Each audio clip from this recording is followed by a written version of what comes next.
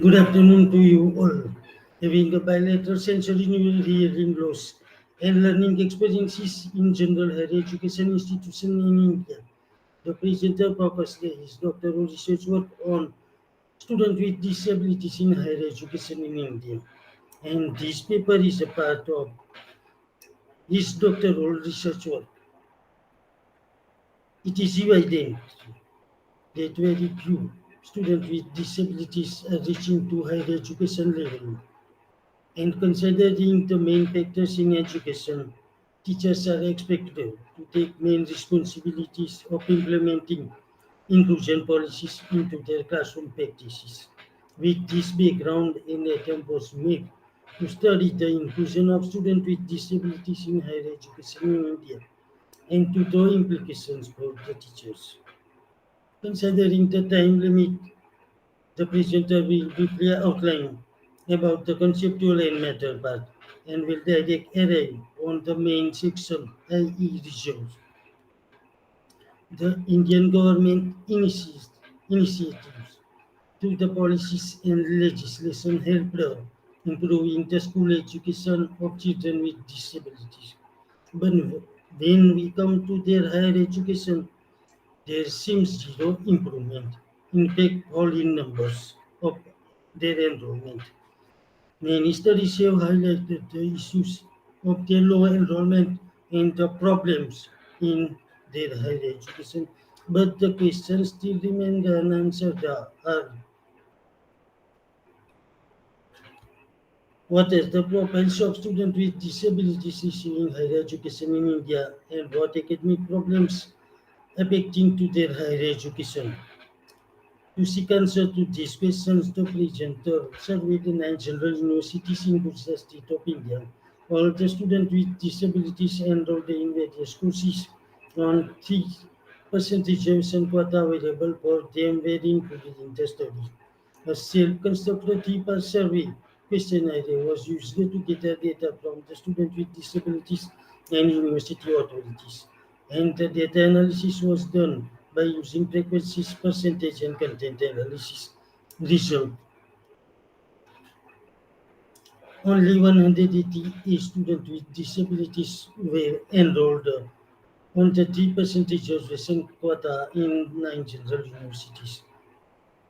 That is only 0.4% students with disabilities, again total enrollment of 48,521 students.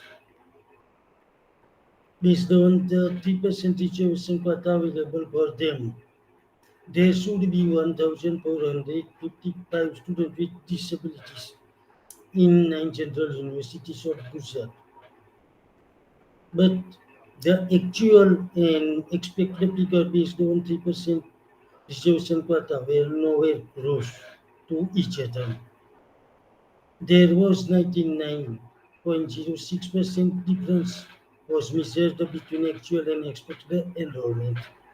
Most of them were having the orthopedic impairment, while the representations from students with visual impairment and students with hearing impairment were 12 and 5 students with disabilities respectively.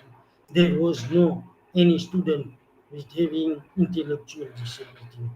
Only 29% were female. 68% of them were in the 21 to 25 age range. Most of them, i.e., 85% of them, were not engaged with disability organizations, and 31% of them were not aware about the disability provisions available for them. Majority of them, i.e., 64%, were pursuing postgraduate courses in arts and other disciplines such as engineering, pharmacy, performing arts, and fine arts related courses. Parents of only 27% students with disabilities had higher education, while 21% of students with disabilities parents were illiterate. 58% of them had no received any kind of scholarship or financial assistance related facilities. Most of them, that is 71%, were from middle class family, and 68% of them were having more than two siblings in family. With regard to their academic problems, it was found that generally they were not having much academic problems and were enjoying their higher education. They were regular in their attendance and they were solving their academic related problems with the help of their peers and family. However, due to their disability, the academic problems they were facing were inability to steal a course of their choice, inaccessible and lengthy curriculum, tension of successful completion of study, disability affection in academic work, inaccessible library services, and inaccessible lectures due to English language as they were having school education in their mother tongue.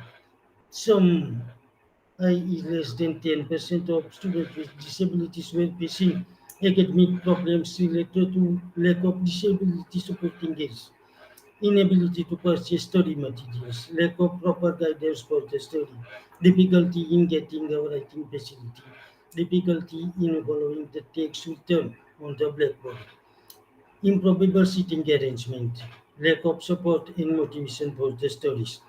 Based on the findings, the following implication for teachers can be drawn. The implication for teachers are positive attitudes, values, and create conducive learning environment. No hesitation in including students with disability in their classroom. Aware of policies, provisions, and schemes for the students with disabilities. Encourage and motivation to students with disability for higher education. Readiness to teach students with disabilities with limited resources and supporting services. Collaborative teaching skills. Collaboration with disability organizations if possible. Coordination with stakeholders and parents. Adapt curriculum to suit learning needs of students with disabilities. Remedial teaching or tutorial to needy students with disability in difficult subjects. Interest in continuous professional development. Conclusion. Despite the attempts of Indian governments to the policies and legislation, the higher education of the student with disabilities is lagging far behind. Besides monitoring of policies and provision, teachers' support and role are important in encouraging to students with disability for higher education. The implication given in this paper, if implemented properly, teachers can also help in improving the higher education experiences of students with disabilities. Thank you all for your kind attention and time.